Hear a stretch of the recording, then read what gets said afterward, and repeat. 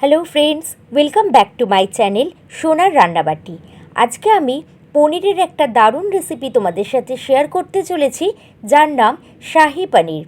শাহি পনির আমরা অনেকেই অনেকভাবে খেয়ে থাকি, কিন্তু আমি আজকের রেসিপিতে তোমাদেরকে দেখাবো কিভাবে ঘরে থাকা নানা রকম উপকরণ দিয়ে তুমি সহজে ঝটপট বানিয়ে নিতে পারবে শাহি পনিরের এই রেসিপিটা। শাহি পনির কিন্তু তুমি রুটি, পরোটা আর নান বা ভাত বা ফ্রায়েড রাইস যে কোনো কিছু দিয়েই খেতে পারো। ডিনারের জন্য এটা একদম আদর্শ। আর কোনো রকম ঝামেলা ছাড়া এই পনিরের রেসিপিটা তুমি যদি গেস্টদেরকে উপহার হিসেবে দাও, তাহলে কিন্তু তোমাদের গেস্টরাও খুব খুশি হয়ে যাবে। এই পনিরের রেসিপিটা এতটাই সুস্বাদু হয় আর পনিরগুলো এতটাই সফট হয় যে পুরো মুখে মেল্টিং হয়ে যায়। পনিরের অনেক রেসিপি আমরা খেয়ে থাকি, কিন্তু সবার থেকে বেস্ট রেসিপি যদি পনিরের থাকে তাহলে এটা হলো শাহি পনির। শাহি পনিরের জন্য এমন কোনো কিছু মশলার প্রয়োজনীয়তা পড়ছে না, যেটার জন্য তোমাকে আগে থেকে প্রিপারেশন নিতে হচ্ছে। এই পনিরটা বানাতে যতটাই কম সময় লাগে ততটাই খেতেও সুস্বাদু হয়। তাহলে চলো আর দেরি না করে আমরা ঝটপট দেখে নিই শাহি পনির কীভাবে আমরা বানাবো। আর এই রেসিপিটা যদি ভালো লেগে থাকে তাহলে অবশ্যই একটা লাইক দিয়ে পাশে থেকো। তাহলে চলো ঝটপট শুরু করি। প্রথমে আমি একটা সসপ্যানে একটু গরম জল করে নিচ্ছি। গরম জলটার মধ্যে আমি একে একে নানা রকম মশলা অ্যাড করছি, যেমন একটা তেজপাতা, একটা দারচিনি স্টিক, দুটো ছোট এলাচ আর দুটো লবঙ্গ, আর দুটো পেঁয়াজকে মাঝ বরাবর কেটে নিয়ে আমি এখানে অ্যাড করে দিচ্ছি।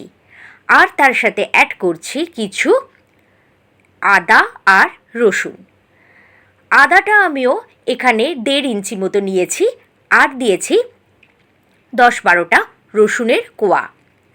এইগুলোকে একটু বয়েল করে নেব। মোটামুটি মিনিট 10 মিডিয়াম ফ্লেমে আমি এগুলোকে বয়েল করে নিচ্ছি। আর দিচ্ছি এই 4টে মতন টমেটোকে মাঝ বরাবর কেটে নিয়ে। টমেটোগুলোকেও এগুলোর সাথেই বয়েল করে নেব। আর দিচ্ছি 1 মুঠো কাজু। কাজুগুলোকেও এই সমস্ত কিছুর সাথে একটু ভাপিয়ে নেব, যাতে এটার পেস্ট যখন বানাবো সেটা একটু ফাইন টেক্সচারের আসে। চাইলে এখানে ঢাকা দিয়েও আপনি বয়েল করে নিতে পারেন। আমি এখানে একটু লবণ অ্যাড করে ঢাকা দিয়ে একটু বয়েল করে নিয়েছি। বয়েলটা করা হয়ে গেলে যতক্ষণ না পর্যন্ত এটা ঠান্ডা হচ্ছে ততক্ষণ কিন্তু আমাদের ওয়েট করে যেতে হচ্ছে। তারপরেই আমরা মিক্সিং করব। নতুন বন্ধুদের বলবো আমার চ্যানেলটা সাবস্ক্রাইব করে পাশে থাকা বেল আইকনটা প্রেস করে দিতে। ওটা তো বয়েল করতে বসিয়ে দিয়েছি। ইতিমধ্যে আমি পনিরগুলোকে একটু পিস করে কেটে নিচ্ছি। পনিরগুলো একটু বড় সাইজের রাখলে ভালো লাগে, তার কারণ হচ্ছে মশলার সাথে ভাজতে গেলে পনির অনেক সময় ভেঙে যাওয়ার সম্ভাবনা থাকে। তবে আপনারা আপনাদের চয়েস অনুযায়ী এই পনিরের সাইজটা করে নেবেন। আমি এখানে 400 গ্রাম মতন পনির ব্যবহার করেছি, আর একটু বড় করে কিউব করে পনিরগুলোকে কেটে নিলাম। তারপরে একটা বাটিতে 1 কাপ মতন টক দই নিয়ে নিয়েছি, আর তারপরে শাহি পনির মশলা, যেটা বাজারে কিনতে পাওয়া যায়, নানান রকম কোম্পানির আছে। শাহি পনির মশলা আমি এখানে নিয়েছি, আর 2 টেবিল স্পুন মতন দিয়ে দিয়েছি। মোটামুটি এই পরিমাণ মতন শাহি পনির মশলাটা অ্যাড করে নিলে রান্নাটা খুবই সহজ হয়ে যায়। আর পনির মশলা আপনি চাইলে বাড়িতেও বানিয়ে নিতে পারেন, তবে যেহেতু রেডিমেড পাওয়া যায় আমি তো সেই জন্য রেডিমেডটাই ব্যবহার করেছি। আর টমেটোর যে স্কিনটা থাকে সেই স্কিনটাকে রিমুভ করে দিচ্ছি, তার কারণ টমেটোর স্কিনটা মিক্সিতে যতই পেস্ট করা হোক না কেন সেটা কিন্তু স্মুথলি পেস্ট হয় না, সেই জন্য টেক্সচারটাও ফাইন আসে না। তারপরে যখন এটা সম্পূর্ণ ঠান্ডা হয়ে গেছে তখন আমি মিক্সার জারের মধ্যে এগুলোকে ট্রান্সফার করে দিয়েছি আর একটা ফাইন পেস্ট বানিয়ে নিয়েছি।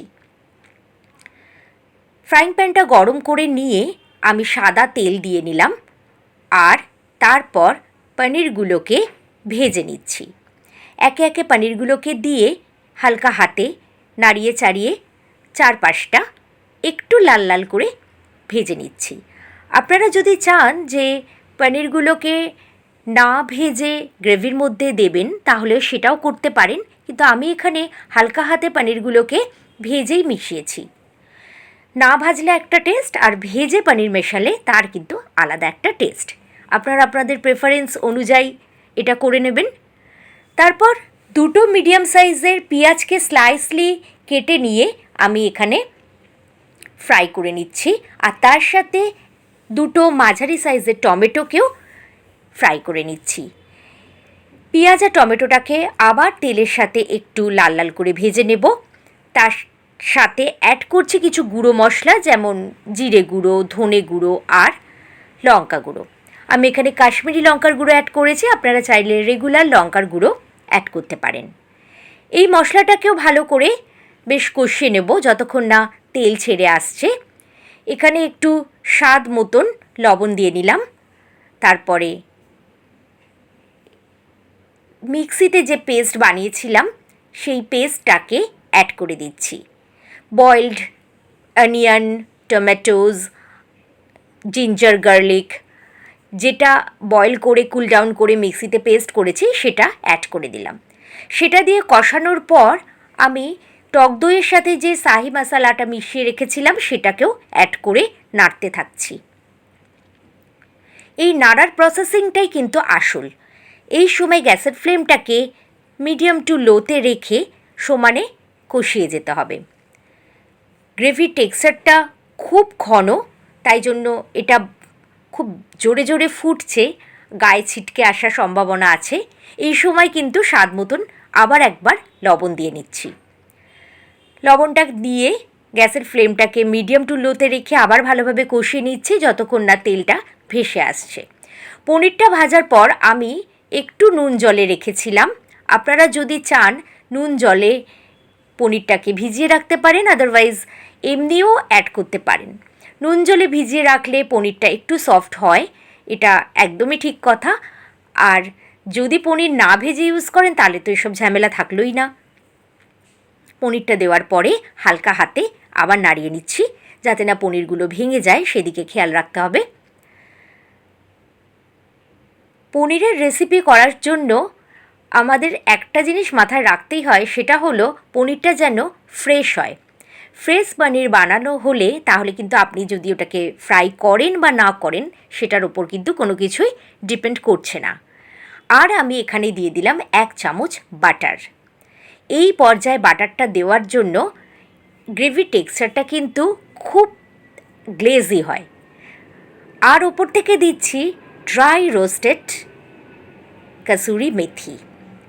মেথিটাকে ড্রাই রোস্ট করে নেওয়াটা খুব দরকার। তার কারণ হচ্ছে মেথি আপনি যখনই ডাইরেক্ট অ্যাড করবেন তার যে ফ্লেভারটা পাবেন, আপনি যখন ড্রাই রোস্ট করা কসুরি মেথি অ্যাড করবেন তখন কিন্তু তার ফ্লেভারটা ডাবল হয়ে যায়। নিজেরাও একবার ট্রাই করে দেখবেন কোনটা ভালো হয়। তারপরে ভালোভাবে নাড়িয়ে নিলাম। ব্যাস, নাড়িয়ে নেওয়ার পরে আর একটা ইনগ্রিডিয়েন্টস বাকি আছে, সেটা হচ্ছে গরম মশলা। আমি এখানে 1 চামচ মতন গরম মশলা অ্যাড করে দিচ্ছি, অবশ্যই শাহি গরম মশলা। আপনারা চাইলে এটা কিভাবে বানাতে হয় সেটা আমি আপনাদের সাথে শেয়ার করে দেবো, আদারওয়াইজ বাজারে তো প্যাকেট শাহি গরম মশলা পাওয়াই যায় বিভিন্ন কোম্পানির, সেটাও ইউজ করতে পারেন। ব্যাস, ঢাকা চাপা দিয়ে স্ট্যান্ডিং টাইমে রাখার পর গরম গরম সার্ভ করে দিয়েছি। দারুণ টেস্টি, দারুণ ফ্লেভারাস আর দারুণ একটা রেসিপি যেটা আপনার ডিনারে থাকলে সকলের মন কেড়ে নেবে।